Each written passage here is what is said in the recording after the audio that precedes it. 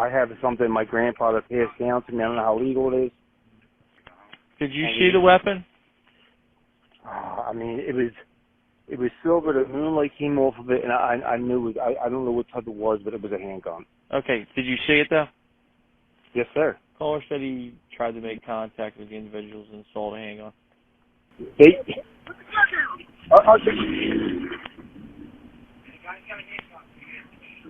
Are you talking with my officers? In this podcast, Mike and I had the opportunity to interview Sal Oldrati's mom and dad, Drew and Barbara. It's absolutely devastating to hear their story on what is taking place with Sal. And I kind of stepped back and let Mike handle most of the interview just so he could give a different perspective as an attorney and cop to the situation that they are in with their son right now. If you don't know anything about it, just Google or watch this podcast, Sal Oldrati. As law enforcement, I think you'd be amazed at the situation that they're in, and I don't understand why this story's not out there even more than it is now. It's crazy to me. But check it out. It's not a good podcast. It's just an informative podcast, and it's actually scary for them. It's scary for law enforcement as a whole. I could only imagine the stress and anxiety that Sal and his entire family are dealing with. It's heartbreaking. There's also different fundraisers that they have put on, and the pipe hitters with Eddie Gallagher have helped them out tremendously. I'll have those links in the description of the podcast on YouTube. So if you get an opportunity, maybe check those out. And if you're, fortunate enough to even donate a little bit, it will help them out tremendously. I usually end this with, let me know what you think, but I don't necessarily think that's necessary. Just, hopefully you can get some knowledge and information about this case through this podcast. Appreciate you. So you got to ask yourself, why do you want to do this? What keeps you motivated to stay proactive and get bad guys off the street? The facts is a big cannon against a little tiny gun of opinions, because we've all heard people give us their opinions. Let's talk about how easy it is to get narcotics in this country. Once they're in this country, anywhere within 2 days, the drugs will be in our cities. Because we know knowledge is power. Well, today we're here on Beyond the Barrel with Sal and Sal's mom and dad, Barbara and Drew. Sal's case is amazing to me, like not in a good way either by any means. And I think this podcast would be very impactful and eye-opening, especially to cops being in the situation that Sal is. It's mind-blowing to me. But I'll sit back and I'll let you guys give your intro, and I think Mike's going to handle most of this podcast, just being a lawyer and a cop and giving a different perspective. Mm-hmm. Well, first, we appreciate you having us on so we can continue getting light to this story and just getting it out there, the injustices that's happening with our good cops, with cops who are making reasonable decisions the best that they can and are being prosecuted all over the country for it. So we're just very thankful that you have us on. Like you said, we're here for our son, Salvatore Oldrati, who is a corporal in Mantua Township Police Department in Gloucester County, New Jersey. And he was involved in a critical incident back in September 2021. And he was cleared shortly after, and then 2 years later, he was indicted. So getting back to that night in September, they were called out to the scene of a house with, it's supposed to be like a intruder in the backyard, in the shed, in his car. The 911 caller says that they're breaking in, and he says that one of them definitely has a handgun. He saw the gun shining off the moonlight, and he reports that to the 911 caller. Caller reported intruders on the property, and he believes one of them had a gun. Hello? One of them definitely had a gun. I saw him. What's your address? 257 Elm. 57 Elm Avenue? 257. 257? Yeah. I mean, I came out and I lit off a quarter stick to scare them away, but they came back. Okay. How many people were there? 2. They're You're on Elm, not West Elm, right? no, I'm on Elm. Okay. How many were there? You said 2? 2. That I saw, and then as I came back, there was a woman. And that's You got a description of the individuals? I'm gonna say the one guy, he looked like to me maybe in his mid-60s. You got white males, long, black males, Hispanic males? White, long, like thinning hair. The other guy was a black guy. So 1 white male, 1 black male? Yeah, and the other girl, I really couldn't get a look. She was behind the fence. What were they doing? Well, when I looked out my window, the one guy was in my shed, getting my shed door open. And then I came around to go outside to confront him, and there was a guy fucking in my truck trying to get it open. Okay, hang on 1 second. Or where are they at now? To the 911 dispatcher, I'm sorry. So the call comes out, burglary in progress, man, an armed suspect. So the first to arrive on the scene is Corporal Layton. Now, these cars do not have any mobile data terminals in them. They're not equipped with them. So all they have is the initial call, responding to a call with an armed man, burglary in progress. So when they arrive onto the scene, Corporal Robert Layton is the first officer onto the scene, and he sees a man coming out of the shadows standing on the sidewalk. And when he approaches him, he puts his passenger side window down and is immediately met with the gentleman, as we know, is Charles Sharp, extending his right arm with the gun right into Corporal Layton's face, right into the car.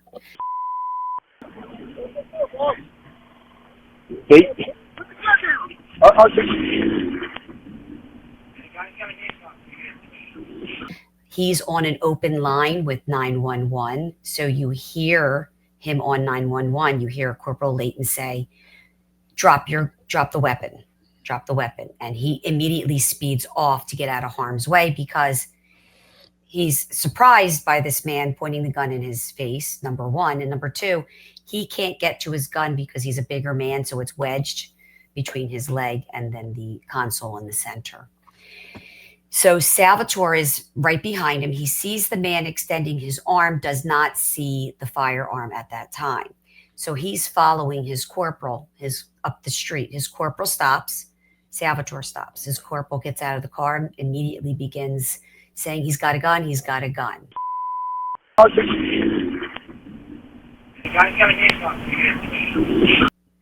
Salvatore says, where? Who's got a gun?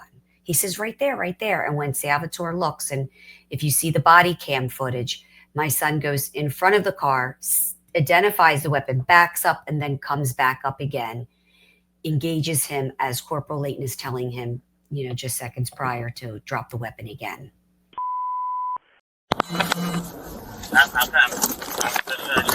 Where at? Right there. Where? Right there. Put the gun. Obviously, he did not comply. He did not drop the weapon. And my son, in fear of his life and Corporal Layton's life, engages him. He then proceeds that the man is still reaching and flailing for the gun on the sidewalk. So he approaches and he says, stop reaching, stop reaching. And once he realizes that the weapon is no longer in his hands and, slightly up, then they proceed to go up. As other officers and sergeants are arriving, they're approaching the man, and Salvatore says, watch out, he's got a gun right there. There's the weapon. And then immediately he jumps into life-saving techniques and begins doing, CPR, chest seals, all that. Don't reach, don't reach. What's not happening out there? The county notified Cooper, male shot, point a handgun. I got everybody else. Watch, he's got a gun on him. He's got a gun on him. Gun on him, point at us. Right there, right there. Start EMT, start EMS, start EMS. Who's that glove? Who's that glove? Yeah, Sal. Yeah, I got it. Yeah. We need KLS station. I don't know. The guy came out, pointed a gun.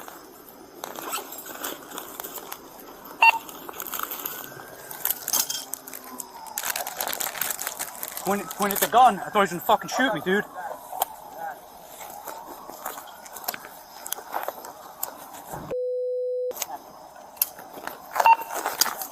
County, who's the caller?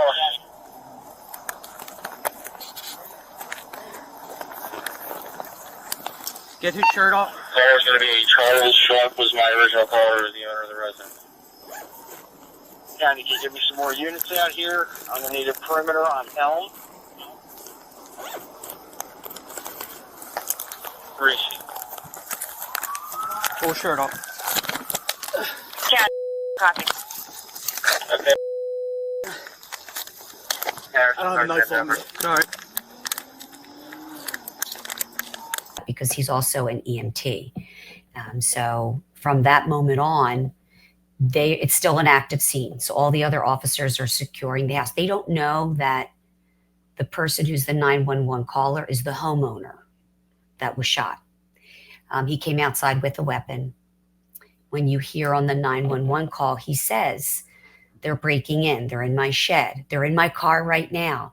You know, I have something that my grandfather willed me. I don't know how legal it is. I don't know what I can do with it. And then he continues to say, I have a 45 that he willed me. And they never got that message. It was never relayed to the police that the homeowner has a weapon, he's armed, and or that he was outside. So when they pull up, they do not know that this is the homeowner. They have no description of the suspects other than an armed man, which Mr. Sharp was an armed man. So they clear the scene. They're trying to find out. They're still looking for possibly 2 more suspects, according to the 911 call. But here, once the investigation was done, there's 2 parts. The first part is use of force, New Jersey law, which my son did not violate the Mantua Township use of force policy or the New Jersey use of force policy. It says give commands when feasible. The other officer, Corporal Layton, already gave commands. And of course, also with the New Jersey state law, which I have here, that states that waiting until a weapon is used on you is not required for self-defense. An individual can have an honest and reasonable belief that he was in danger that required the use of deadly force. If a party brandished a weapon and otherwise threatened him, in other words, a person does not have to wait for someone to use a weapon before he can use deadly force to be justified in doing so. This is their own New Jersey law.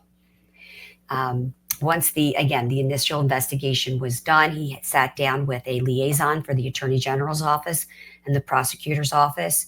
She went over all the findings with the department and the other officers.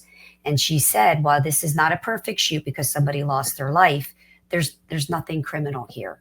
It does have to go in front of a grand jury, obviously for transparency, according to the new law that was put back in by Governor Murphy. All police shootings have to go in front of a grand jury. But the shooting is investigated by the state police shooting response team, which is the Attorney General's shooting response team that investigates. So they took it out of the local hands of the departments in the counties for transparency. They didn't want their own departments investigating. And they came back and if there was anything that he violated or criminal, they would have locked him up right then and there. But they put him back to work. They said, basically this is a justified shoot. We have to wait for the grand jury. It's just preliminary. He went back. He was promoted to corporal, received Officer of the Year for a second time. And then it went, new hands switched over. New Attorney General came in, Matthew Plankton, who's a leftist, liberal, progressive, who just is ruining the state of New Jersey. And he's going back through all these police cases and he's putting them in front of a grand jury. And as we know, in front of a grand jury, there's nobody representing my son at the time. It's just the prosecutor presenting the facts to the grand jury. And 20 months later, they came back with a bill to indict for 1 count of reckless manslaughter. Did 2 years later, still waiting.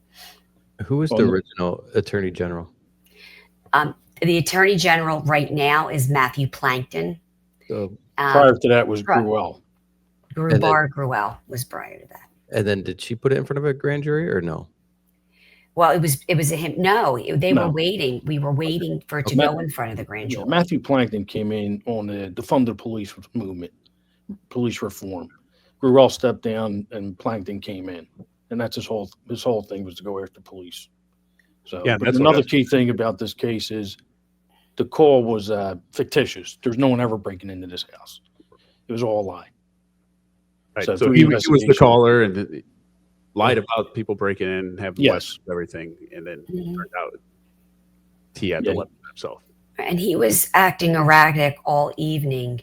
He, well, first of all, the toxicology report came back. He had amphetamines, he had cocaine in his system, he had some prescription drugs in his system. So he was like, we don't know how he didn't OD because the level of methamphetamine that was in his system was well beyond the lethal dose.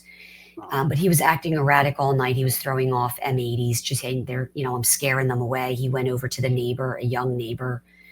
He showed him the weapon. He said, I'm going to get these effing guys, something like that. And the neighbor said, let the police handle it, call the police. And he was so frightened, he took his family into the basement because he heard all these, what he thought were shots going off from a gun because he saw the gun. He he gave a statement saying he saw the weapon. He was acting erratically. He said they were breaking in to his house. So he took his family into the basement because he was afraid. And when they did the investigation, the shed was not broken into. He had a padlock on it, like he told them they were breaking in. He said they were breaking into his car. They were in his car right now. If you listen to the 911 call, the car had I don't know the exact terminology, but it had like a breathalyzer machine because he had so many DUIs. He was unable to start the vehicle unless he blew into, I guess, the little mouthpiece to get the car started. Right. But this story takes a turn because, like I said, first they did the investigation on what Salvatore knew in those 20 seconds. He didn't know the man was suicidal. But when they do the investigation, he was suffering from suicidal ideations. The ex-wife immediately asks her friend to call the police officer that she knew in district and said, I need to talk to a detective. I know he did this. So one of the detectives, 2 detectives actually, were on the phone and speaking with the ex-wife the next day. And the first thing she says is, he did this. She says, listen, we're divorced. We have an amicable relationship. We share a son. She said, but he did this. She said, I feel so sorry for that officer. I want to hug him. I know he did this. Like, I know he did this on purpose. Like, that poor cop, I feel for him. For the love of God, I want to give him a giant hug. And then she goes on for 18 minutes to talk about how many times he tried to kill himself, slit his wrist before they got married. How many times she came home, he was drunk on the lawn. She couldn't, too many times to count. She said she had a notebook, she had video of him.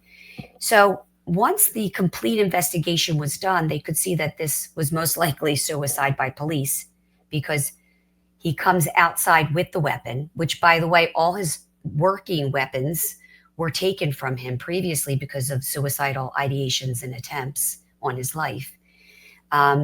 This was a replica 45 with movable parts that his grandfather willed to him. He knew it had a magazine in it, but the firing pin was removed. So he's coming outside meeting police officers with a gun up, when he knows that gun can't even fire. If you're only watching this on the audio platforms, I'm showing a picture of the gun. We don't know that. The officers don't know that. They just know that they're met with a man with a gun in their face and not, responding to commands. So it's a legit gun, just couldn't fire. So if you look at it, it looks completely real, everything. The way that it says movable parts, the firing pin was removed. If I showed you a picture of it. You know, magazine goes in and out. Everything is fully like it's a gun. And, Not and that it even matters. I mean, you can rack the slide, everything. Yeah. right. And it, like you said, it doesn't matter because it's, you know, first of all, it's 1:30 in the morning. It's low light conditions. I'll send you a picture of it. We don't can send me a point picture police. of it. We don't point guns at police officers. We don't do that. Yeah. Toy guns at police officers. We don't point anything at police officers. And so, like I said, so once they did the investigation and got the whole story and heard the ex-wife's statement, you know, they also came to the conclusion that this was suicide by police. When I say they, I mean like local people. Like this man had a long history of demons going back to decades. He suffered from PTSD. He says in the 911 call, well, I don't know what I can do with this gun. He knows what he can do with this gun because he was also a veteran, which is tragic because, you know, he suffered from PTSD. He knew how to use a weapon. He had weapons. His weapons were taken from him. So again, people can say, oh, he just, like the Attorney General put out, oh, he just pulled up within 5 seconds and he shot. That's not what happened. That's not what happened at all. They were on the scene for a good 19 or 20 seconds before the shooting occurred. How much time is enough time when you have a weapon pointed at you? It's seconds. Seconds. If he saw him pointing the weapon at the other officer, he doesn't got to wait any amount of time. I mean, it's presented to you. You use the force you need to use to protect yourself. Right. And he said, I made sure. And if you see the 911 video, the body cam footage, he comes up and then he backs up and he comes back in again. He said, I made sure he had a weapon in his hand and the weapon was pointed at him. And that's, he said, as soon as the shooting happened, he said, I thought he was going to effing kill me. That he was in fear of his life and the other officer's life. And I'm it sure happens instantaneous. Attorney General didn't play the body cam at the No. And you know what? That little, he has all the information. Edited. Mm-hmm. It was they edited it? Or the one they showed it was edited? The one they have online for the Attorney General's office is not the full. So Salvatore had his body camera on. The other corporal did not because they had new body cam footage and he was trying to get it. And there was like a buffering. New body cameras. Okay. And it was buffering. He could not get it on fast enough. And then he's saying to himself, there's a man pointing a gun. I can't worry about this right now. You know, it did come on eventually. But we knew the corporal gave commands because you can hear it on the 911 call. There's an open line. And you hear the dispatcher say, are you speaking to my officers? But again, they cut it. They edit it. They put the narrative out. Oh, our citizens rely on police to come out to their aid. And unfortunately, that didn't happen in the situation. He has all these documents that I have. He knows that this man wasn't in his right mind. This man was on drugs. This man pointed a weapon. He has everything, but he wants to play it as, oh, here we go, bad cop. Here's this officer just pulled up, just shot and killed a man. How terrible is that? Another officer not doing the right thing.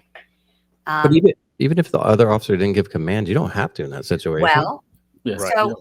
that's a good in time the to start law. a dialogue with someone with a gun in your face. Right, exactly. Yeah, that's that opportunity. And even the law says that only if you have the opportunity to give it. When feasible. Yeah. When feasible. So as you're doing that, I mean, anybody, I can take a non-trained just Joe off the road and be like, would you tell somebody to put down the weapon when they're pointing it at somebody else if you have the means to stop them immediately? Because if you say something to them, that gives them time to use that weapon against somebody. So why in the hell would you ever give any kind of warnings when it's immediately happening? That's not like somebody holding it down to the side. That's not somebody that you see the weapon and they're not brandishing it yet. That is, it's pointed at somebody ready to use it, and less than a second can pull the trigger. Well, they showed the grand jury. Exactly not feasible to give commands at that It's point. not. They showed the grand jury. Oh, look, the gun's down by his side on this screenshot, or the gun's not pointing at him. And then the shot that we have, he's pointing the gun. I mean, it's clear as day. The gun's up. He's pointing. the gun don't even have to be pointing at you. You just have to have immediate control of a firearm. That's Right, yeah. But I mean, if it was pointed, I mean, that's even just so much more obvious. And it's like And we have that's that just, picture. that's just a dirtiness and trickery of the prosecutor, and that just showing the points that make him look guilty. I mean, I get it that it's not his job to put on a defense, and defense can't be at the grand juries and stuff. But when there's been an investigation that's been complete, why wouldn't you show, hey, I know we have, and I know why he's doing it because of his beliefs. But if I was going in as a prosecutor, I'd be like, hey, we have to present this to the grand jury. I'm going to present all the evidence. Here's the clear video that shows that it was a good shoot. Why are you just trying to railroad somebody and make your narrative fit? Because eventually it's going to come out. I mean, this is going to go to trial, and they're going to see that this was a manipulation. It's going to turn around and be obvious that this was a prosecutorial misconduct, not police acting out of line.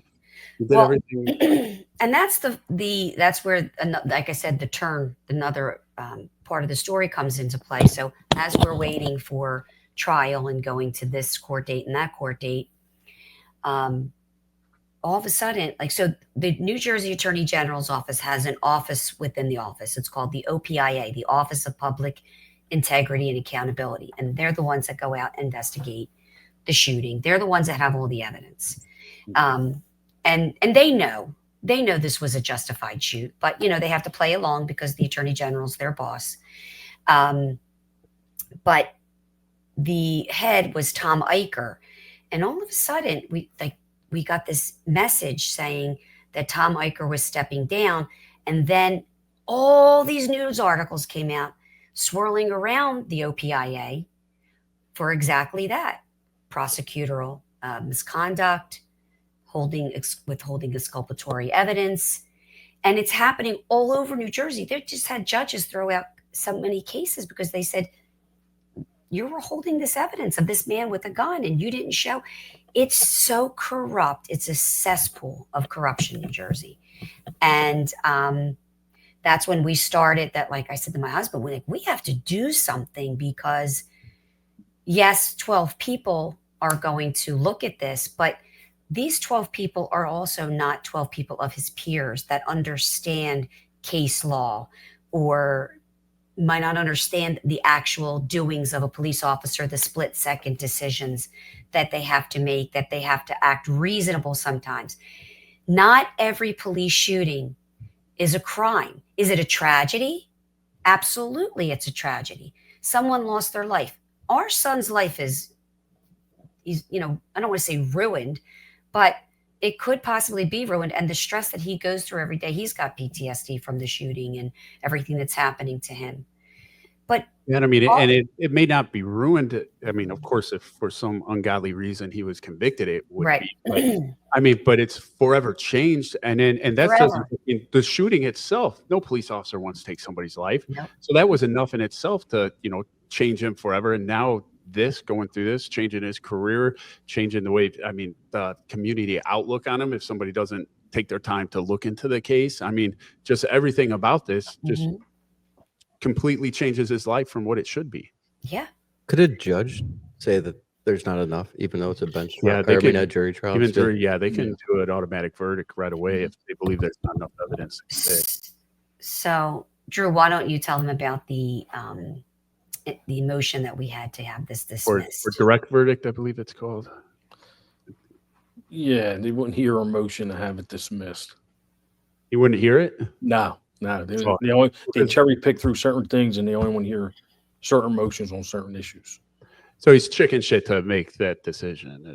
He's just passing it off. And well, it's if we have a female. Oh, female. Sorry. Judge. Mm-hmm. I forgot. I should say his or her. No. Yeah, that's probably what she's doing is just like, hey, I don't want this to come down on me and to get backlash or whatever. Right. So I can just put it to the jury and say, hey, that's the process. Let's go let the jury handle this. Are your judges elected out there? Yeah. I believe so. She even says during the hearing, she says, Mr. AG, I don't know how you're going to move forward with this because officers have, your person, your client, so to speak, was high on drugs. He had a weapon. Can't point weapons at police. They have a right to defend themselves. But again, you have to rely on 12 people who might not like the police or might not listen to the opinion of the expert, or, I mean, they should follow the rule of law. But, you know, it's still that uncertainty that, like, this should be open and shut. And I understand, you know, I get a lot of comments when we do our podcast, oh, he just pulled up in 5 seconds and he shot him. You have no clue what you're talking about. And I say that in the utmost respect, because things change in seconds. I've seen body cam footages of a police officer walking up to give somebody a ticket, and he's walking up and they're sticking a gun out the window and shooting him or her. They might not come home that night, and they understand that, and they put their lives on the line to protect all of us. But these are not cases, and you can look them up in New Jersey. There's a whole bunch of them. These are not cases where officers are abusing their power or police brutality. These are officers making judgment decisions reasonably. That's why they have a weapon. They have a weapon because they are allowed to deploy deadly force if it's reasonable. And when you're having a gun pointed at your face, I don't know how it doesn't get any more reasonable than that. Oh, well, they should have tased me.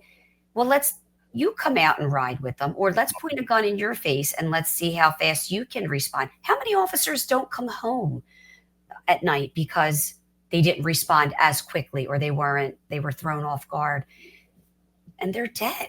And the fear I see with it, and I'm glad that there's been a swing of the pendulum back more towards pro-police, or at least, you know, at the reasonableness of things that happen. But you have a case like this and some of the other cases around the country that occurred during that time period, and how many of those put a delay in an officer's response just because in the back of their head they're like, I don't want to be going to jail, I don't want to be charged, and they end up losing their lives because they waited that split second. Because we got people out there like this Attorney General making us question what we're doing because we don't want to go to jail. Nobody, of course we don't want to go to jail. We don't want to take somebody's life, but we also want to go home, go see our family, make it through death, not get shot, not be in the hospital.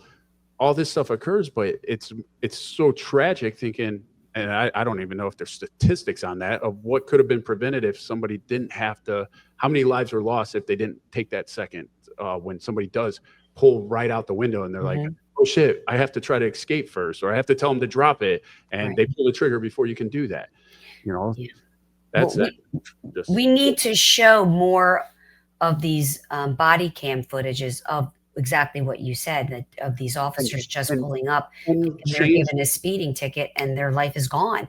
The media doesn't want to show that. A car pulled up on a traffic stop that it was unrelated and had a hatchet and pulled out on the guy. I saw that. The cop was there and he's got a hatchet. How many seconds did that take? That was less than 2. That was 18 seconds. You know, they're fighting with police officers and they're reaching for their guns. I mean, if you're in fear of your life, or they knock you out and they have access to your weapon, you have to protect yourself. That is your job. You're trained that way. And that's another thing I don't think the everyday person understands. Oh, why couldn't they just shoot him in the arm or shoot him in the leg? Well, you have arteries in your leg that you can be shot and bleed out. But officers are not trained to, you know, hit your fingertip off. They are trained to shoot dead mass center. That is their training. And Salvatore is highly trained. When they say, oh, officers didn't, you know, they need more training. My son was very well trained. He was always researching, always looking up videos, always having the equipment. He saved his life, his partner's life in Camden, when his partner was shot in the leg, by the way, by a perpetrator. And when my son pulled up on the scene, he was bleeding. He put the tourniquet on him. No other officers have a tourniquet at the time. They were not standard issue. And he got him to the hospital. He was 19 years old, 19 and 20 years old. And here he is putting this tourniquet on. And the doctor said if he did not put that on him, he could have bled out. We have a whole different situation. So Salvatore was always prepared the best that he could be. And I would even say to him as a mother, you know, he was a police officer at 19 years old. Salvatore, if you're pulling a car over, you have to assume that that person in that car wants to shoot and kill you. They might be off their medicine. They might be wanted for warrants. I don't know. But you can't let yourself fall in a situation where you were unprepared or you got too lackadaisical and something happened. You know, as a mother, always worried. My husband's a police officer. My brother's a police officer.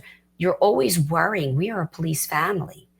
And again, I know people have their opinions, but we're talking about facts and laws. The laws support everything he did. The use of force policy that he's trained by.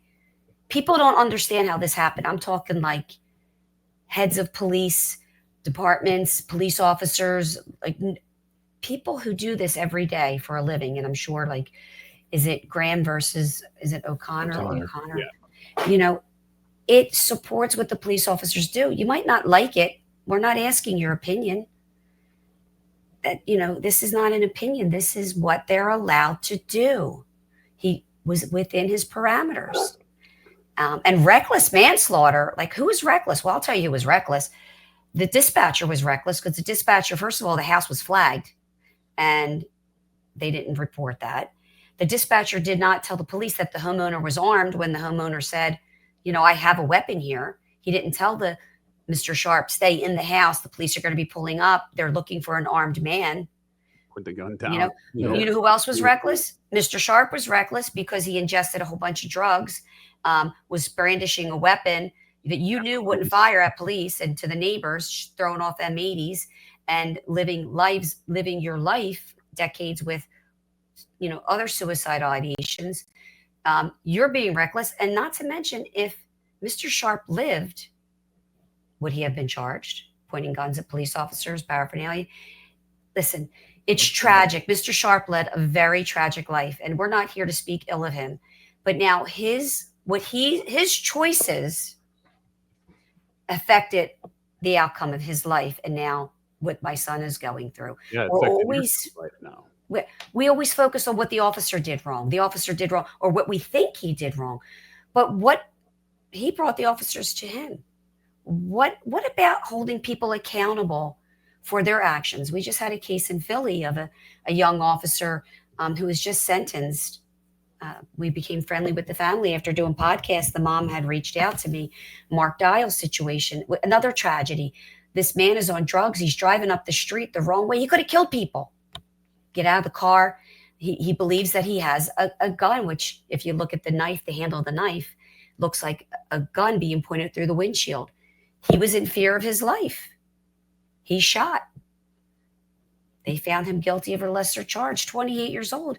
I don't know how many years he's going to do for acting reasonably. You know, tragedies happen. We understand that, but you know, this person probably had I think he had a rap sheet. He was highly intoxicated. Nobody's holding him accountable. He's deceased. He can't be held accountable. Tragic. Right.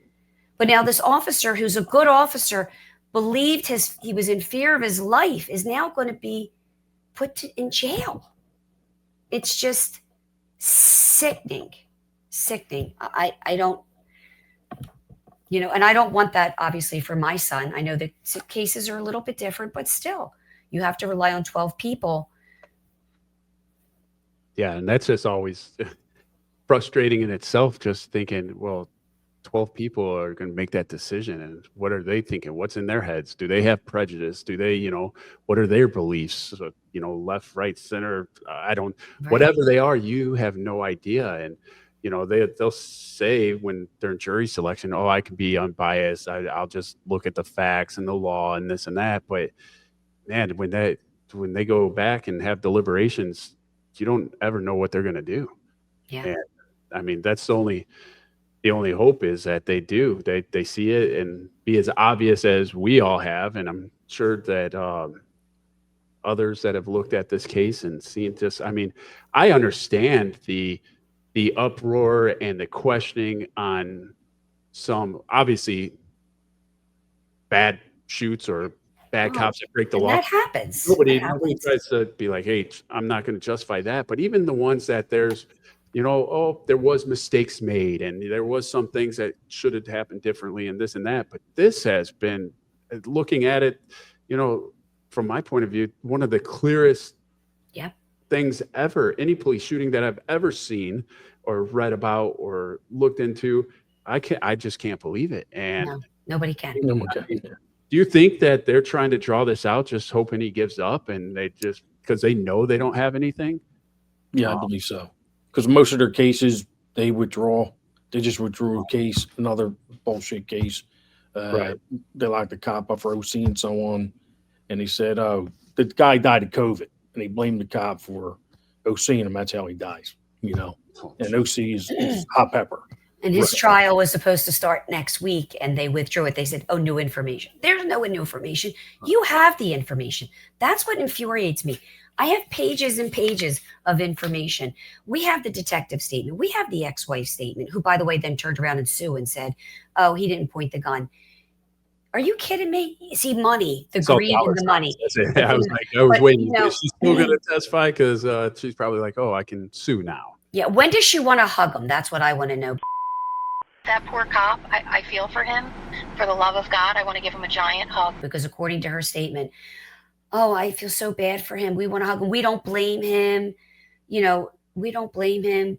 He's had a rough life. I mean, it's just, it's unbelievable that we're here. But we're fighting for our son today. But we have to continue this fight because this can happen again tomorrow. It will happen again. Right. To somebody else's son or daughter. And it's just, it's wrong. And like I said, all the case law, and because you're a lawyer and you're both police officers. Are there bad cops? Absolutely. There's bad lawyers. There's bad in every career. There's corrupt in every career. The whole state of New Jersey is a cesspool of corruption, what they're doing. But they tried to get, so last month we went for a motion. They wanted to get our use of force expert, who's amazing. He's with Force Science. He's got so many accreditations. His resume is just stunning. And they tried to get him, they wanted him tossed out. They said he wasn't qualified. Thank goodness the judge said basically like, really? You don't think this man's qualified?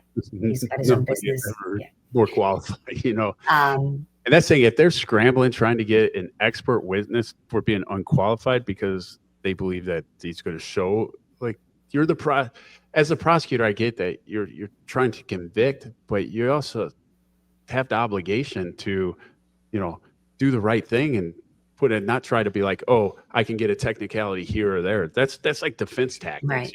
When you got a defense attorney looking for that loophole, trying to find it. As a prosecutor, you put on the case that you have and then leave it up to the jury, not try to be like, oh, I don't want this guy testifying because it's going to make me look bad, or, oh, I want to keep this evidence out, or not. Right. Gentlemen, whether you are leading the charge at work or just in line at happy hour, you need gear that can keep up. From our rugged beard and oil balm that tame the wildest whiskers to our classic pomade that locks in that clean, commanding look, Semper Suave has your six.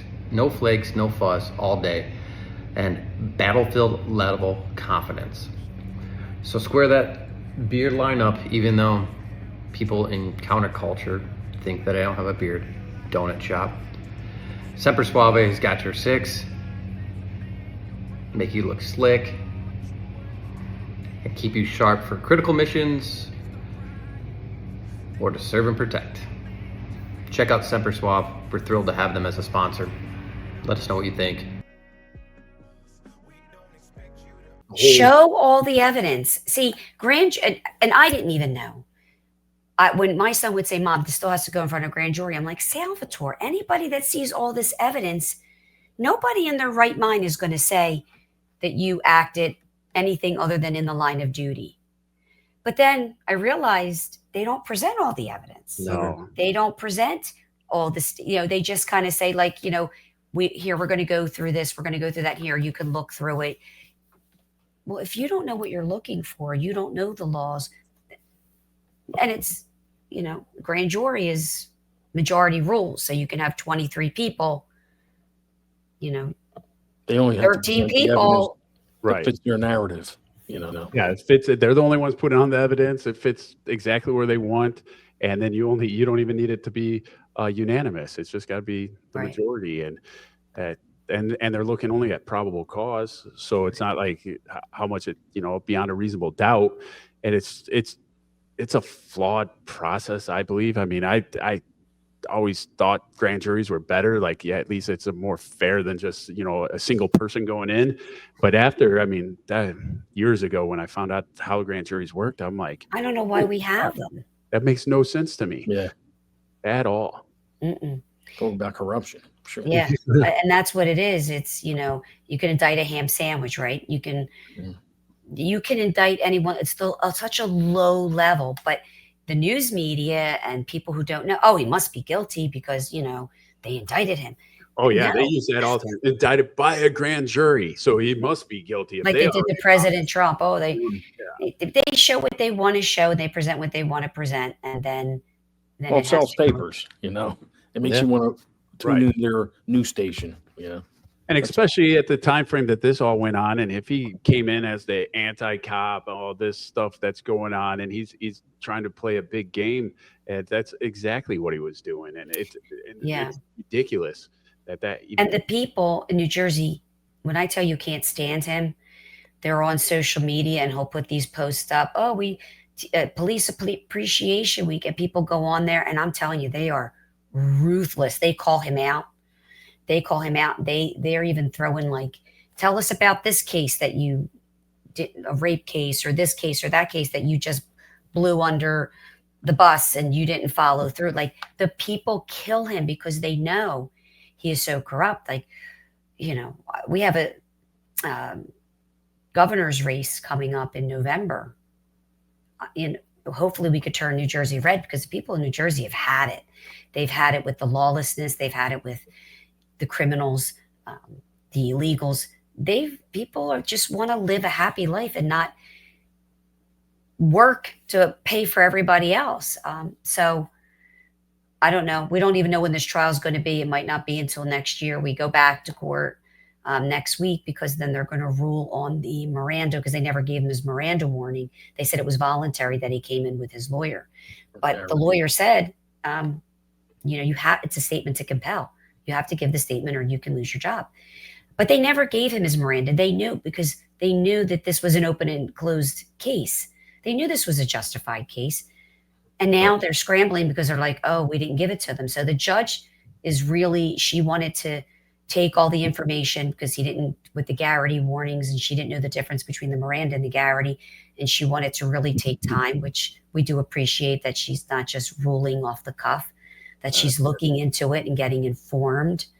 And then we go back and they're going to rule if we can keep his statement, or we can throw his statement out. Now, the statement that he gave is wonderful. It's dead on. It's accurate. It's fantastic. You couldn't get a better statement of an officer who's just been through trauma, that gave an exact recollection of events. But our lawyer wants the jury to hear Salvatore's story from Salvatore. They don't want him to hear it. They don't want them to hear it from an audio tape. So we're waiting to see what she rules either way. And then, we're just in limbo. He's, newly married at the time that he got indicted, which was just 2 years, two years without a paycheck, health insurance. He has a baby, another one on the way. He has to go on. I tell him, you have to go on and live your life every day. You can't stop your life for this. You have to keep pushing forward. And that's what we're doing. We're standing up and making connections. And we finally got a hold of someone from the Pipe Hitters Foundation. One of the other podcasters, Mike from Copsville, got us in touch with Eddie and Andrea Gallagher. It's amazing that they did that. Oh my God. We are so blessed. And 3 people. It's in my soul to fight and to lead this army that we have behind us of people that want to help him, because they know from a legal standpoint, this is totally wrong what's being done to him. They might not like it. Like I said, it's tragic, but all tragedies are not criminal. We have to learn that we have to start respecting the police. And when they say drop it, when they say put your hands behind your back, they're doing it to protect the public and safety. I see so many videos. They're arguing with police. They're fighting with police. Are you kidding me? I saw one woman the other day. She's videoing, asking the ICE officers, what are they doing? Why are they here? This is illegal. I'm thinking, and he's telling her, back up, get across the street or you're going to get arrested. You're not going to arrest me. Like, I want to know what you're doing. This is illegal. I'm thinking, now it's illegal. They're going after illegal criminals who are here illegally. And she's saying this is illegal, that ICE officers are doing their job. Like, the mindset of people is just unbelievable. It's unbelievable what we're doing. There's no accountability. There's no law and order. And then we just want to blame the officers for doing their job and doing it the correct way. So, I think that's a small part of the population that we see. Yes, I do. That's the media, like Oh, yeah. finding one or two people that are acting a fool, and then they play it over and over again because they want everybody. It's their narrative, Yeah, they're playing that, and I mean, it's tragic. Mental illness is tragic. It is. Alcoholism's tragic. PTSD is tragic, but that doesn't mean that this is something that rises to the level of criminal, or that he did anything wrong, or that we should, because what's tragic? What he's going through now. This like, is true. why? That is tragic. This, I understand. We feel bad. We don't want people going through any of their heartaches. I don't ever, I mean, the most, any criminal, somebody, they're still a human being. I got a part of me that's like, hey, maybe one day they're going to turn that around. Maybe they're going to be a better person. They're not inherently bad. I mean, you hope that somebody can turn around. There's good in everybody, you think. But at some point, they made a choice. It happened. Wish it wouldn't have. But why are you trying to ruin somebody else's life when they did everything they were trained to do, that they did according to how they felt at the time when it was happening, with everything going on around them? The guy pointing the weapon, the call, his other officers speeding off, and hearing the commands to drop it. All this stuff happened. He made a decision based on the totality of the circumstances, based on his best training, his best experience, and made, in my opinion, and I know your guys's, and I'm sure 99% of people that ever look into this made the right decision, because it had to happen. Looking back, and he had an unworking gun, doesn't matter. No. At the time, he didn't know that. Okay, so he didn't have a real gun. How many times have we heard about people shooting with airsoft guns, fake guns, tips taken off things, cell phones they thought were guns? All these things happen. Sure. It doesn't make it unreasonable just because later on we find out what was going on right when that happened. And he made the decision, and it was the right one, I believe. And I pray to God that those 12 people see the same way. Or, in my opinion, I think this is going to be drawn out, just like you said about that other case, and they're going to drop it as soon as days before trial. I mean, that's we're preparing for trial, but that's what we always hope, and we always stay positive. And I wake up with a purpose every single day, and I try to reach out to as many people as I can, get them the real story, not the one that was put on the fake news media. I try to get to politicians. We've sent letters. This is our 11th podcast. We've done a radio show. We've had articles that I've contacted the local media, and only one gentleman got back to me, Matt Gray. And, when we told him the story, he's like, well, my husband said to him, well, where did you get this information from? And he said, oh, well, that's the statement the Attorney General put out. Well, your people are reporters. Where's investigating reporter? We know that there's always two sides to the story, if not three, right? So why is nobody investigating this? Why is nobody looking into this? Because they don't want to. The local news media is, officer just pulls up in 5 seconds and shoots a veteran. You're playing out on people's sympathy. You're playing this out in the public and trying. You're Monday morning quarterbacking. You have no idea the depth that goes into these cases. Well, you guys do, but the regular people, they don't. And they just feel like, the officer shot too quickly. Well, go to the assimilations. Go ride with police officers in the most dangerous situations. Go watch body cam footages where you see situations change in an instant.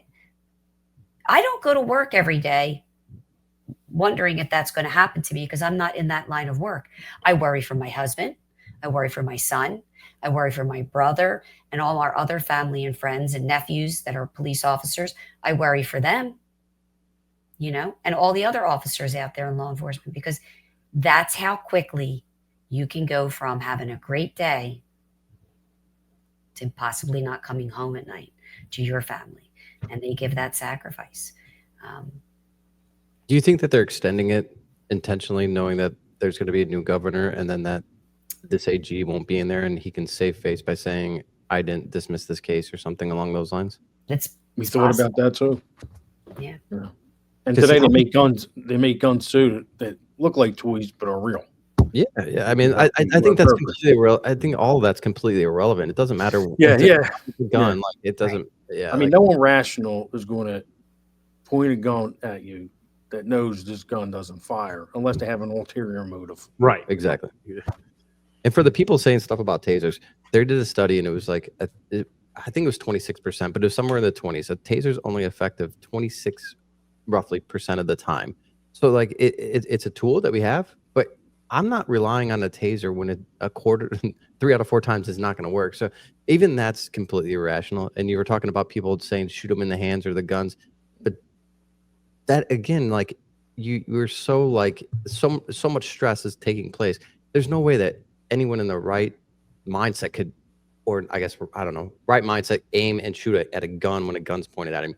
But most times in shootings, and I don't know in this case, but cops usually end up shooting the hand or the gun or the side of the body that where the gun is because they're looking at it. Yeah, we get so focused on that instead of like the body. Oh, that's what happened here. He shot him right in the gun hand.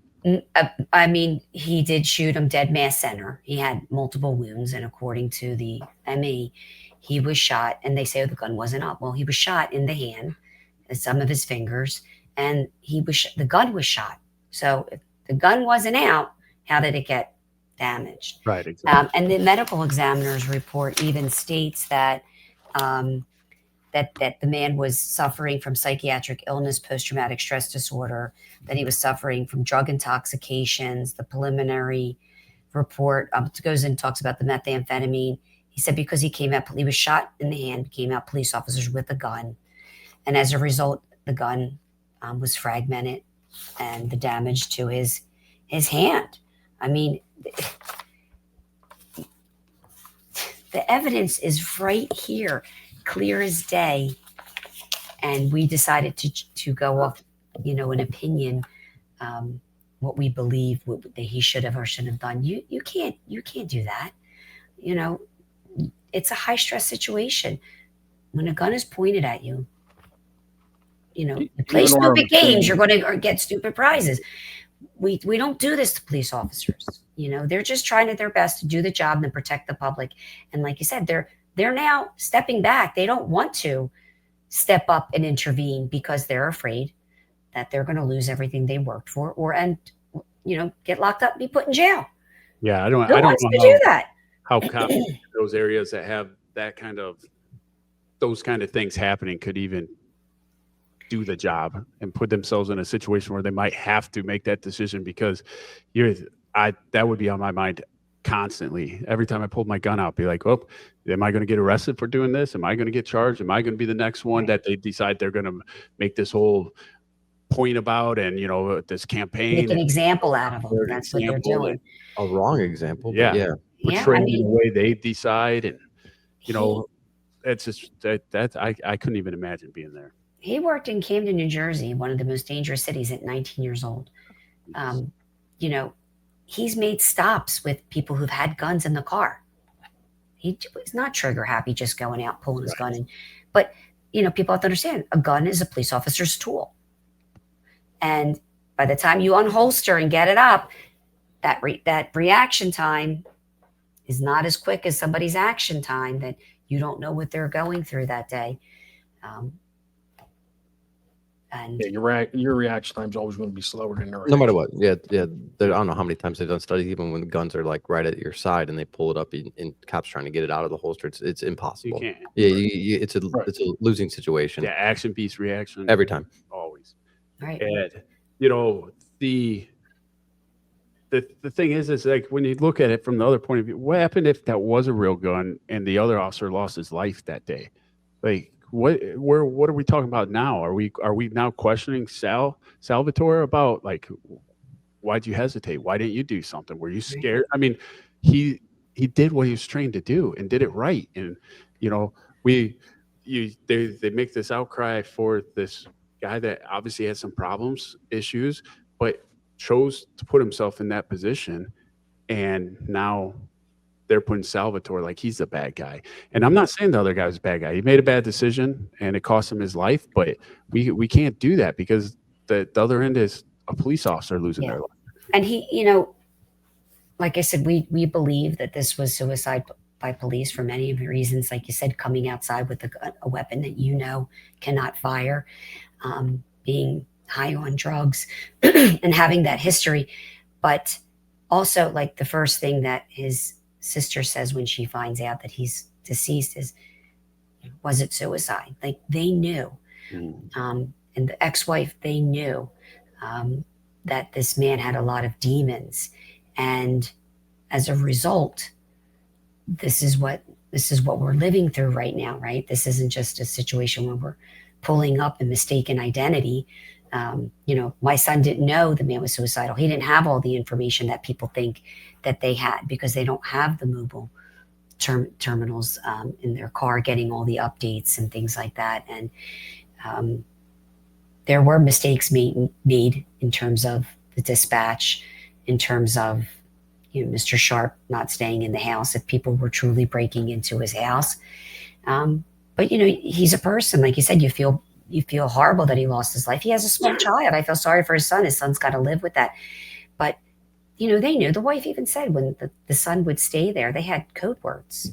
If the father was drunk or intoxicated, that he would text a code word and she would have to come and get him. There's a lot of evidence there that you have to look at in totality. So yes, you have to look at what my son did, his actions, but everything, case law, policy, procedure, he followed what he was supposed to do. And yet here we are. And what's the classification of the crime he was charged with? Is it so it's reckless homicide, you said? Reckless manslaughter, which is an overcharge. It doesn't even fit. That's what I said. Deadly force situation. What's it consist of though? Like what is like the elements of it? Yeah, what are like the elements of it? We don't have that out here, so I was just curious. It's just the taking of a person's life, recklessly. I can like an accident, drinking, driving, and hit someone. I'm guessing maybe would that fit the parameters?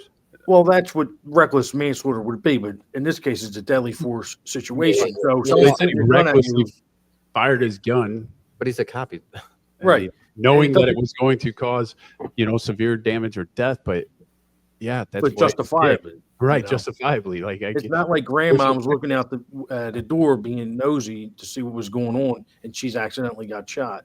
Maybe that would qualify. I see what you're saying. Like something reckless. So here's the definition. So causing death, the defendant's actions must directly lead to the death of another person, which it did. Recklessness, the defendant must have acted recklessly, meaning they consciously disregarded a substantial and unjustified risk that death would result from their actions. And that doesn't even fit. That doesn't fit. He didn't consciously go, let me just kill this guy. They didn't have a charge. This is an overcharge. Yeah, that's it. That would be like, I just fired into this house I'm not meaning to shoot somebody and then somebody happened to be in there. Or, those are the kind of things. Or driving through a crowd of people and hitting somebody. I wasn't trying to run somebody over, but gross deviation. The defendant's conduct must be a gross deviation from the standard of care that a reasonable person would observe under similar circumstances. Well, any reasonable person who had a gun pointed at them would fear for their life. Examples of recklessness would be drunken driving, resulting in a fatal accident, falling asleep at a wheel, engaging in a high-speed chase, failing to properly supervise children, causing them to fall from a window or a height like that. So that's not even reckless what he did. There's no recklessness, but they had to pick a charge, and I guess that's what they picked. It doesn't even. How was he reckless? I think it's the opposite. He did exactly what he meant to do. He pointed his gun, fired it, and took away the threat. That's not reckless. He did what he intended. And well, that's why the shooting team argued with the AG and said this is a justifiable shooting. There was a drag-out battle back and forth. Our understanding is.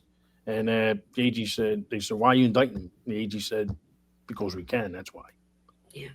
So I guess that's That was one of my questions. The state police and his department are still supporting him, from my understanding, correct? Yeah, the mayor, city council, even this guy's neighbors support my son. You know, everybody. Said he just was, he would. All chiefs of police in the area and beyond, they're always reaching out. Everyone. Do you know what was said in grand jury? We do have the grand jury indictment documents. We do have the. And once it just, I mean, again, like I can tell you what wasn't said. Yeah, that's what I'm saying. Like, this officer was cleared, and he went back to work for almost 2 years. They didn't say that. That wasn't said at all. So that's the main point. They didn't say anything about the man obviously having suicidal ideations because it's what Salvatore knew. And I'm tired of hearing that because when you paint a picture, right, you don't just paint one little character on there or tree. You have to put the whole background in. You have to paint the picture. So the initial shoot he was cleared from because he didn't violate anything, New Jersey law. And then the other part of the picture is this man had a whole life of demons and PTSD and drug abuse and alcohol abuse, which is noted. So when you put the two things together, it's clear in our minds that this man knew, because the ex-wife even says in her statement, she didn't even play her statement for the grand jury. They didn't know. She says, because they said, the ex-wife, if she talked to him that day, then she could say like he wasn't in his right mind, but she didn't talk to him that day. No, but she talked to him over the weekend. I think it was a Monday night, early Tuesday morning that this incident happened. And she had talked to him the day or two prior. And he says to her, if anything ever happens to me, everything goes to our son. She said, well, don't talk like that. Why would you say something like that? Because, isn't that premeditation? He's planning something. Of course, if something happens to us by accident, our stuff goes to our children. That's just a given. But I don't wake up every day and say, hey, Drew, make sure, if I die today, well, you would get everything first. But then, it goes to our son if we weren't married. Who talks like that? If I'm planning on something, it's just understood that that's a part of life. What's the new Supreme Court that just came out with it talks about the totality of everything? Yeah, that's a Barnes v. Felix. It came out. It originated in Texas, and it was a civil rights lawsuit. For taking the suspect's life, but it was the cop during the traffic stop jumped on the car and then fired into the car and killed the suspect. And they were applying a different standard than totality of circumstances. It was like moment of impact or moment of whenever the shooting happened, saying, hey, he was in fear at that time, but they didn't take into consideration his actions that led to it. And then the Supreme Court went back and reiterated their totality of circumstances of everything that's going on. Like in Salvatore's case of just the completeness of the picture that you said was painted. Yeah, he may not have known the mental problems he was having, the suicidal tendencies, all that, but that explains his actions that Salvatore was seeing at that time. So yeah, those are important, because he doesn't know why he's acting that way. Well, that kind of explains it. Well, why would somebody act that way? Well, he had this, and this. Yeah, what he knows is he's pulling up to a burglary in progress with an armed suspect. He pulls up. He's got a gun. That's the armed suspect. Nobody else is going to be out there. Right. You're not thinking that's the complainant. I mean, obviously it was the complainant, and there was no suspects. He was the suspect, but if you see an armed person outside of the call you're going to, you're going to believe they're the person that was reported to be robbing somebody. Right. And then he jumped into life-saving mode, put chest seals on.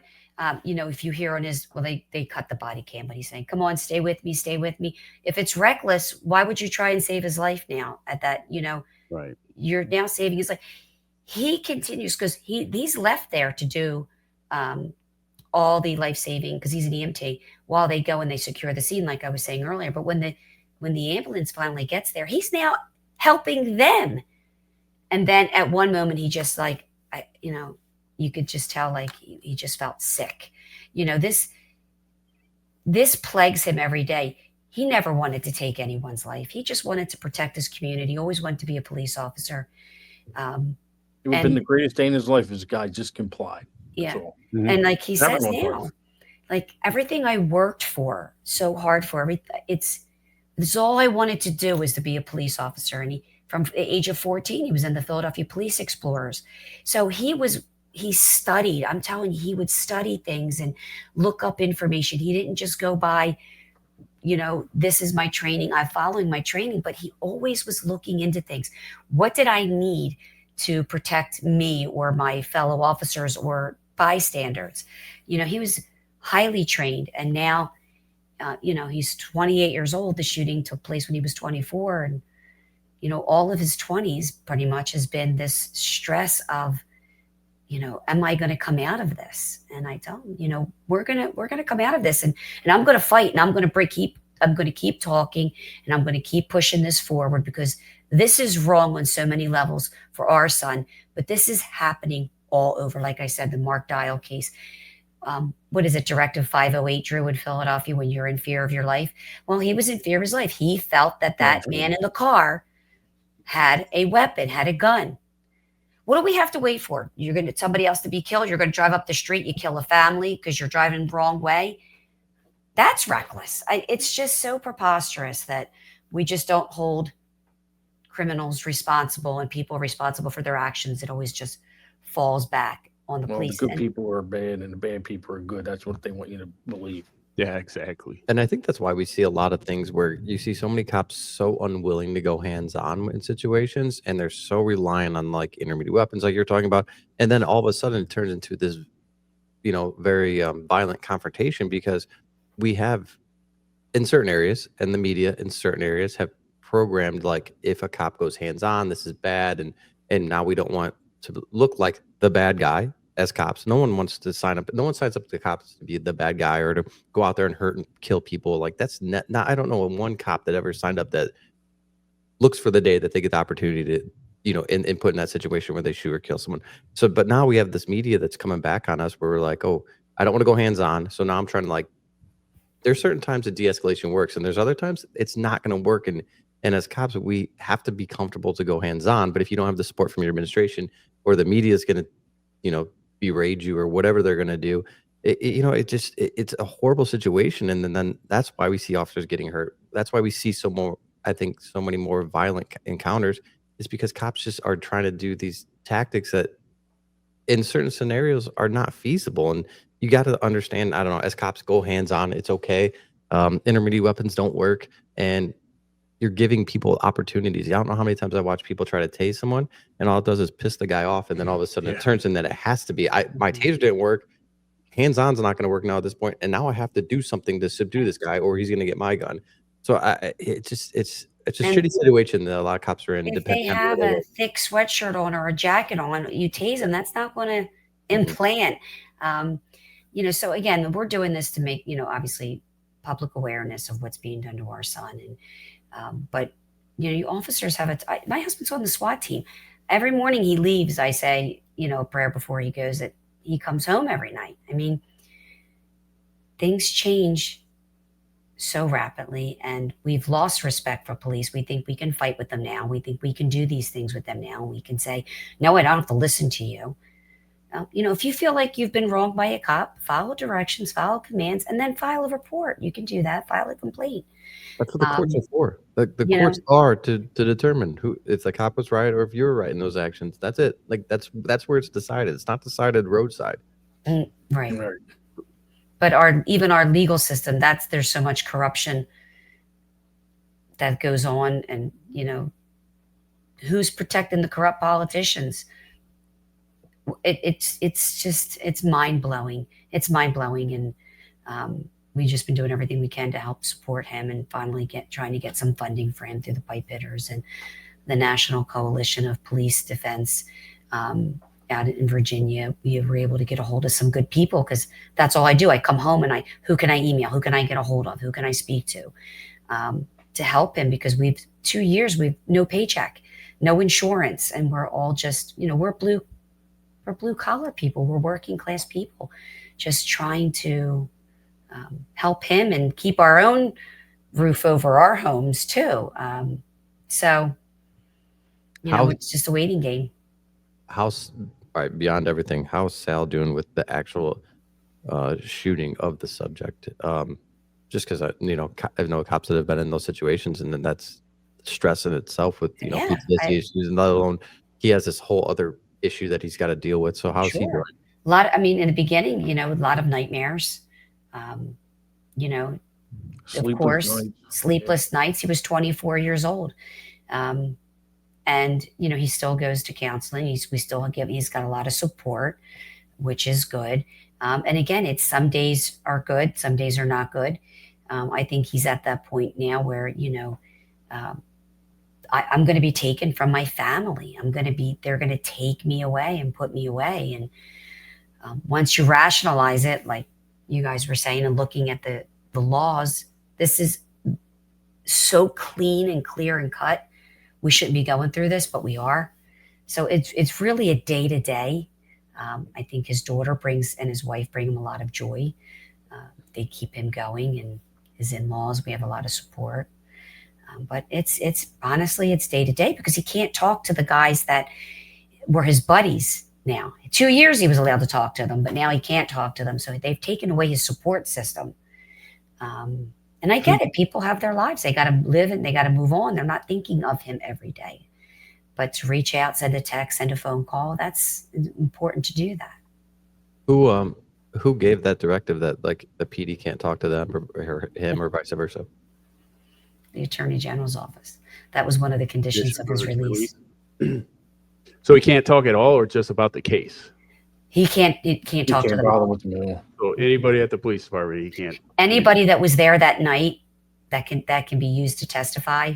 Okay. As a witness, he can't have communications with. But that was basically his squad, his people that he was with 24 hours a day. They were his group. He's friendly with some other officers. They're here and there, and they reach out from time to time. But like his main people. Damn. That's rough. I mean, getting involved in that shooting, no matter what, like, again, that whole PTSD, you confide in these guys and girls every day. You have this support system. Even if you get in a justified shooting, you have to be sequestered or whatever, kind of keeping away until you give your statements and that thing. And that in itself is stressful enough. I couldn't imagine what that poor guy's going through right now. Yeah. It's rough. Especially having that for 2 years and then they take it away.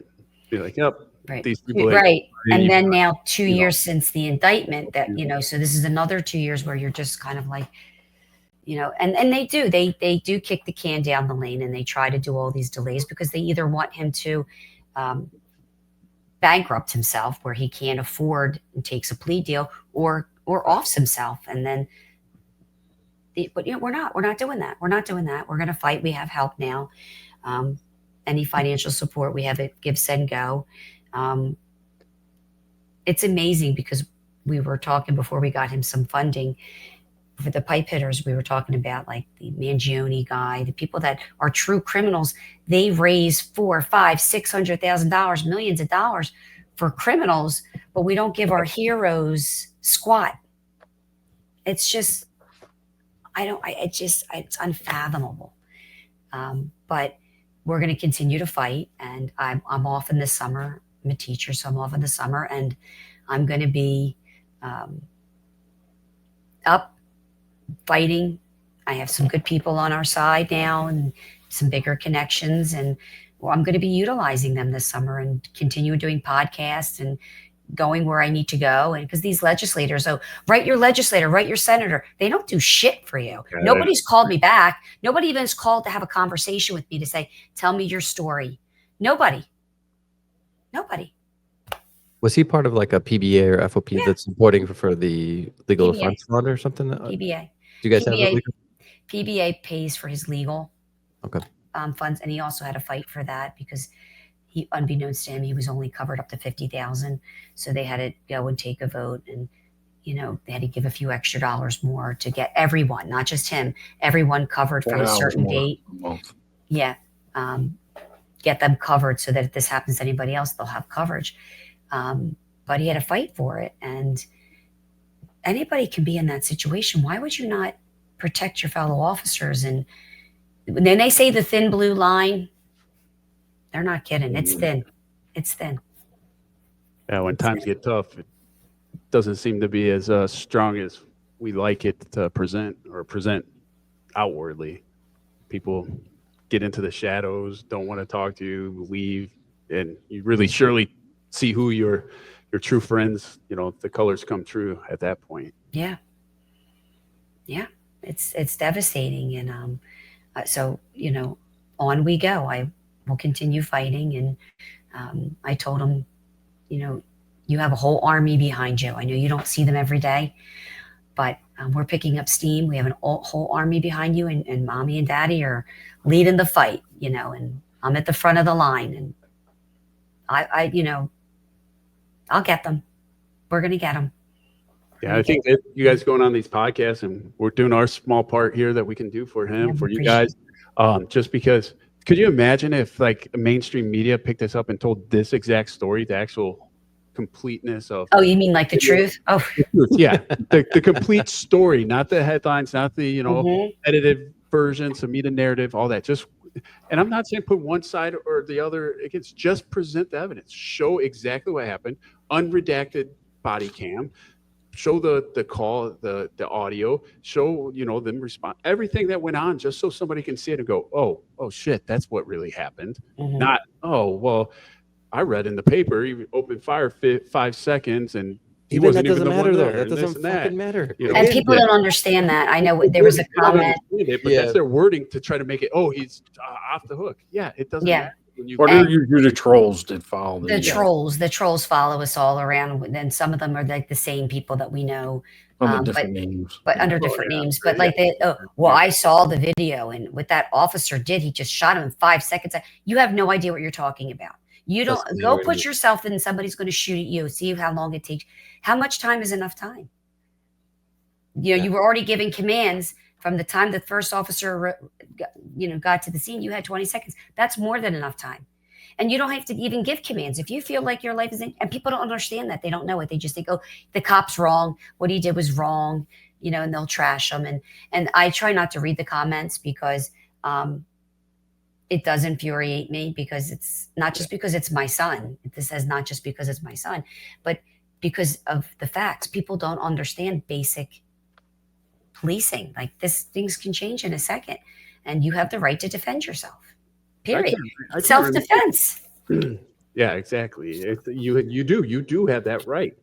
But it was back again the same time all this was going on. It was an anti-cop reporter guy, and they put him in a FATS machine, and afterwards he's like, I had no idea. Like, yep.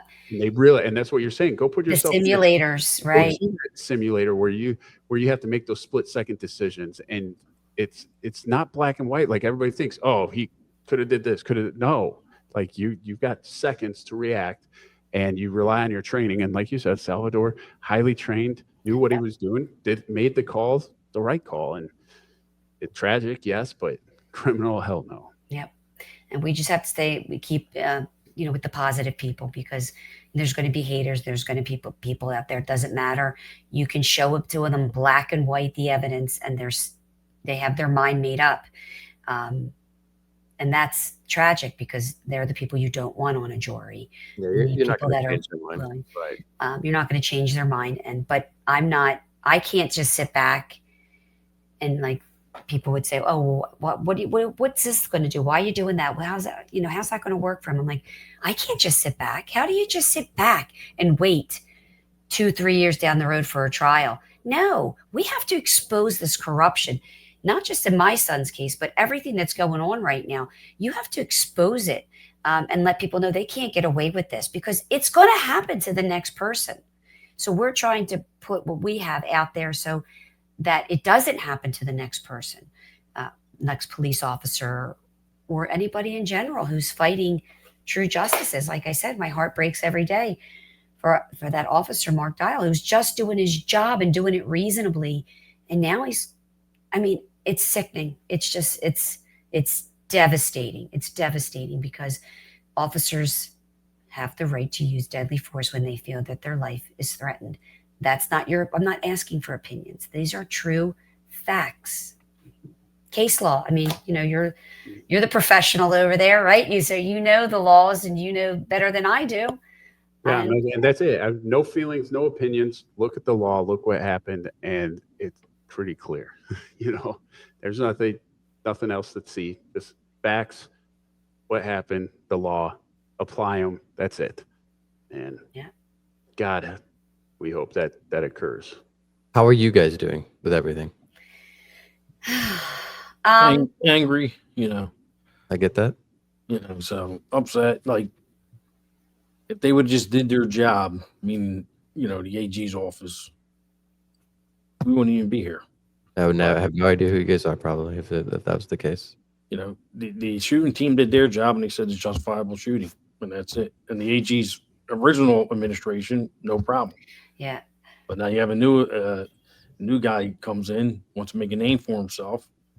He's a anti-police. George Soros back, and to fund the police movement, and he's going to do his own thing. Yeah. And he targets police officers. They tried to say at the hearing last month to have our use of force expert thrown out. Oh, well, the state police just gathers the information and then they turn it over. Well, who makes they don't make a determination. This is what somebody said. They don't make a determination. Who makes the determination? The grand jury. The grand jury. A bunch of civilians are not detectives. No. We don't need cops and detectives, and we'll just let everyday people. What are you talking about? What do you mean you don't make another lie? Just again cover their ass. And you don't make a decision. Stop. See, I always thought grand jury was always the situation where it was like a borderline thing, and basically like the prosecutor or attorney didn't want to make the decision because it was like, either way, and that was what it was for. But that's how I always viewed it. I didn't know I really looked into it and found out, and then it's like, no, that's crazy. They shouldn't even exist. It shouldn't even exist. You should just take it to trial, right? Because they abuse their powers, right? Or if it's going to exist, do it for the purpose it's supposed to be done. Show all the evidence, because their job is just to see, is there enough evidence to take this to trial? But if you're presenting one side, because at a grand jury, that's only one-sided. There's enough evidence taken to trial when there's only one side. And that's it. I'm not saying bring in the defense to make arguments and try to do X, Y, and Z. I'm just saying as a prosecutor, if I go to a grand jury, I should have to show everything. Here's what we have. You guys tell me, is there enough or not? Not here's half of what we have, and it's all the side of guilty. And that's it. And because like you said, ham sandwiches can be indicted. Yeah. It doesn't take him much. If he violated anything and they thought that there was any question about this shooting, and he would not have been allowed to go back on the street. He would have been suspended with pay. He would have been on administrative leave. He wouldn't have been able to. He would have been arrested. Yeah. He would have been locked up right then and there. He would have been arrested if they thought they really believed this was reckless manslaughter. They would have been arrested, no doubt about it. Immediately, he'd been arrested, and like you said, even if they would been on modified duty, leave, all these things that would have happened to somebody that's questionable about what happened. Not go back to work, become officer of the year, get promoted, do everything that he did in 2 years, and then come back and we're gonna indict you, and now. It's crazy. There's no ifs, ands, or buts about the shooting. This shooting was justified. Yeah. And they knew that. Mm-hmm. So now we have to continue the fight. That's why Miranda warnings weren't given to him. McGarity warnings weren't given to him. Yeah. It was justified. They're like, all right, kid, good job. We're going through the motions. We got to do these things because, we have to. And that's how the grand jury should be. Hey, we have to hold a grand jury. Here's everything. Okay, quick, 10 minutes, we're out of here, but. No, they brought them back, and then they blew up life-size. They manipulated the evidence. They blew up life-size pictures of. See, look, he doesn't have the gun. The gun's not up here. It's right here at his side. Well, and then the next millisecond, he's like, "This was the gun's up." Right? Yeah. I'm like, what part is that taken out of? Yeah. That even matters. Is he bringing it when he's bringing it up, or is it when he's shot and it's bringing it down? I'll just show the video because if it's up at any point, why aren't you showing it too? How many people were shot where somebody had a gun in their sweatshirt and they shot right through the sweatshirt? Mm-hmm. Or, officers and even military, he was military. You're trained to shoot in various positions. You're trained to shoot prone. You're trained to shoot in cover, out in the open. That's how you're trained. And try shooting. You can shoot at a target, but how about a moving object? I like when they say, "Oh, well, the officer shot him in the back while he was running away. He wasn't a threat." Well, the object is moving, so I'm shooting. If you turn, you Or turn. you get him in the back. Yeah. There's so much involved, and it's just Nonsense. it's unbelievable. Yeah. So we like I said, we wake up, we count our blessings. We always stay positive. We're always pushing forward, positive, keeping everybody positive, ourselves positive. But there's you can't tell. I can't say that I'm not angry. I'm furious. Right. Oh, I don't blame you. That this is going. That he has to, go through this. And yeah, he's the one living through it, but so is his wife and his daughter, and us as parents, because we've watched him grow up, and this is all he's ever wanted to do. And such a good kid. He stayed out of trouble, because he didn't want anything to ruin his career. And somebody who didn't value their life or had a lot of issues, not judging, decided that this is how he wanted to go out. And oh, I love when they say, "Oh, he just called 911. They were breaking in." No, it wasn't. It's in the grand jury report. There was nobody broke in his car. His car was locked. His wife even said, the ex-wife even said, "There's a big padlock on his shed." She says, "Nobody's breaking into that shed." He had a Rottweiler in the house. If he was 120-pound Rottweiler. if he was in fear of his life, he should have stayed in the house. But again, well, I guess, they're back, that these people are breaking in. He went over to the neighbor. Neighbor's like, "I don't see anybody here. There was nobody in the area." There's no witnesses against Salvatore. Corporal Layton says, "Salvatore saved my life. My partner saved my life." He was just traumatized by the whole situation because having a gun pointed in your face. Was it's his just, partner charged with anything? Sal's partner? no. Mm-mm. And then how was he doing mentally with everything? If you guys know, He had a rough road. He had a lot of He said, "Salvatore anxiety, saved my life." He said, he saved my life that night. and he feels horrible because he says, like, "I couldn't get to my gun, because if I could have gotten to my gun, I would have He had responded a the same way console in the Salvatore center, did." and he's trying to get his gun out and sit in the console, and this guy's pointing the gun in his face, and he tells him, "Drop the gun, put the gun down," or whatever, and speeds away so he's not killed. That was his, his understanding. Mm-hmm. Right. So Yeah, he's you got to get out. So yeah, he was shook, and rightfully so. He No, saw yeah. his life flash before his eyes. So Yeah. we've been at this for an hour and a half or Oh so, my goodness, yes. and it's been easy to talk Goes- to you guys. So it goes quickly. I appreciate that, but I know this is not a place to have some levity. But let's have some people know who Sal is and how he got started in law enforcement. Salvatore, I always say he came out of the womb ready to be a police officer from a very young age. Always wanted to know what his father was doing, would wear his police hat, would dress up for police at Halloween. Always, its toys were playing soldiers and things like that, was always centered around, he was the good guy, and he always wanted to protect the people.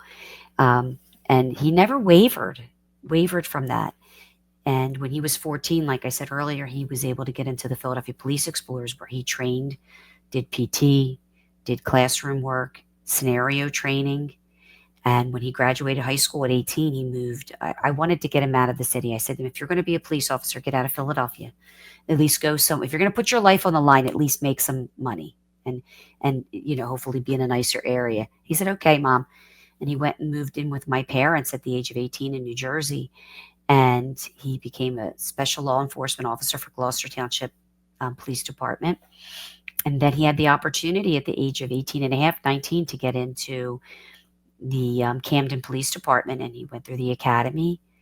And at 19, became a police officer in one of the most dangerous cities in the country. And then in late teens, early 20s, he had the opportunity to go to Mantua, where there was more room for opportunity and growth. And I was like, good, a safer area. But this just goes to show you that it's not just about crime-ridden area. People who are mentally ill, and situations happen all over, all over. And basically that's it. He never wavered. He would go out with his friends. If his friends were smoking pot or doing something, he would come back in. He said, I don't want anything to ruin, my chances of not being a police officer. And he worked hard for it. He became an EMT first. When he was first moved in with my mom, he took some college classes because he wanted to be able to save people's lives. If there was a car accident or a shooting or anything, he wanted to be able to give the best care. And he has a couple of life-saving awards too. He has some life-saving awards, and yeah, I mean, just a good kid, just never wavered from what he wanted to do. And it's funny because he teaches my husband things like, he's very good with, putting accessories on your gun, and he'll say, Dad, don't get that scope, get this scope. And he educates my husband, who's on the SWAT team, about things that he should have, He's big in equipment. He's an instructor, firearm instructor, a lot of certifications, drug interdiction. He does all these different. He went to all these classes. To get all these accolades, and he awesome. Come back and teach his guys on the police department. That's So amazing. he's real knowledgeable. I appreciate you guys sharing that aspect of him, so people just don't see this one other aspect of it. Now they get to see him for who he is and where he came from and what he truly is about, and not in this one moment of his life to find who he is. Yeah. And I tell him, when this is over, there's going to be so many, what do I do now? This is all I ever wanted to do. Well, there's going to be so many opportunities for other things that are going to come down because, obviously we can't go through this again. We can't go through another situation where he might now is in fear to act and then loses his life because he didn't act in time. So that's all coming down the pike. My goal for him right now is keeping him positive through this fight, keeping him in the fight, and knowing that, God's going to take care of this, and we're going to get through it, and we're going to come out on the other side, and we're going to help other people who are going Absolutely. through this. No doubt. Do you have anything? I just want to piggyback kind of add what Kenny was saying about knowing how he got started and everything. So that one moment isn't what everybody sees. But I do want to just point out that it's something is to not define him, but to be proud of that he put all his training, his effort to do what he had to do at that moment.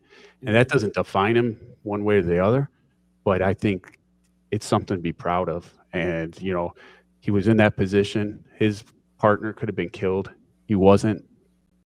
Nobody knew that gun was fake. He did what he had to do. It's tragic what he's going through now. And what's tragic besides that is the loss of that knowledge, experience, the things that he was willing to put out there, training his other officers, going to these classes. And that's not there no more. We miss that. We don't have those people that do that all the time. So he was a special cop that was doing the right thing at the right time. And they took that away from the people of New Jersey, from you guys, from us as a career as a whole. He's one of the good cops that should be there doing what he's supposed to be doing. Yeah, I appreciate it. Thanks. And I say it all the time, like with the indictment, I've lost my soul. Like as a mother, he's a father, he's a husband now, but he's still my son, and I will continue to fight and get it back for him and get it back for all of us and other officers, because it has to be done. We have to do it. Like the pendulum, like you said, is swinging back. We have people in office now, President Trump, and hopefully someday he'll see this and reach out to us and support the good police officers who are doing their job reasonably. And if there's corruption, then that needs to be taken care of, but we need to back our police officers who are out there every day putting their life on the line willingly to protect our communities and to protect us and other police officers too.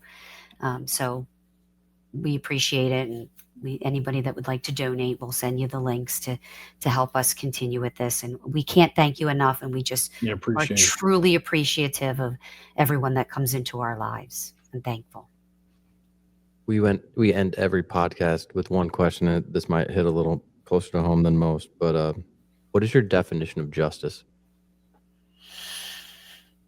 I think for my son, it's that this is seen by somebody and this gets thrown out before we have to put us all through a trial that nobody wants to go through, even though we believe it wholeheartedly that he'll be exonerated, that somebody steps up and they know this Attorney General's office knows this was a justified shooting. So the justice is for the people to stand up and do the right thing. Doing the right thing isn't easy, but it's the right thing to do. So for me, that's what justice would be, that he's exonerated. Yeah. Like this miscarriage of justice and abuse no longer exist. You know, that's the whole thing. For not only my son, but for all law enforcement officers out there that to go through this every day. You need people to step up that could do it and end this bullshit. Exactly. Well, I appreciate your guys' service, you and Sal's, and I appreciate you guys joining us. Appreciate you guys too. Thank you. Thank you, man. Thank you very much. Yeah, thanks for coming on, and let's hope everything ends quickly and this is gone and Sal's back to just living life and not have to worry about this. Yeah. And you guys too, because I know as parents it's got to be hell on you. Brutal. Oh yeah. Brutal. Thank you guys. Thank you.